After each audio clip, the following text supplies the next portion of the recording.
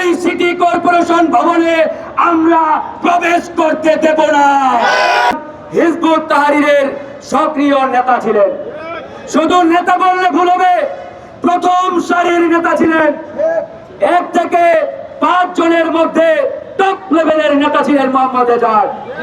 এই Hizb ut Tahrir করার কারণে একাধিকবার তাকে গ্রেফতার করা হয়েছিল, সে জেলে গিয়েছে।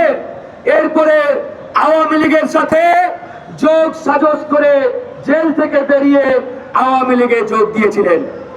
আওয়ামী লীগের ধান্দাবাজি, চাঁদাবাজি, টেন্ডারবাজি প্রত্যেকটা অপকর্মের সাথে মোহাম্মদ এজাজ জড়িত ছিলেন।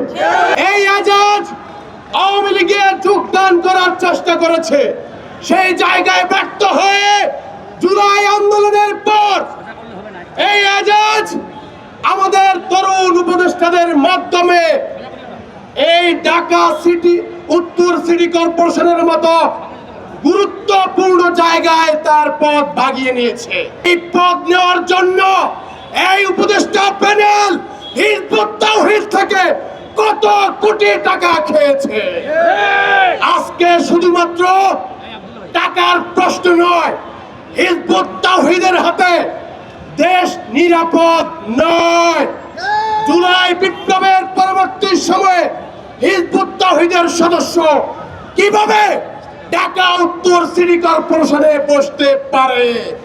এজাজকে দ্রুত সময়ের ভিতরে অপসারণ করতে হবে, তাকে আটক করতে হবে। তাকে যারা নিয়োগ দিয়েছে তারা কত টাকার বিনিময়ে এবং কোথায় কিভাবে লেনদেন হয়েছে সে সকল ব্যবস্থায় যারা জড়িত ছিল তাদেরকে চিহ্নিত করে দোষী বিচারের দাবি জানিয়ে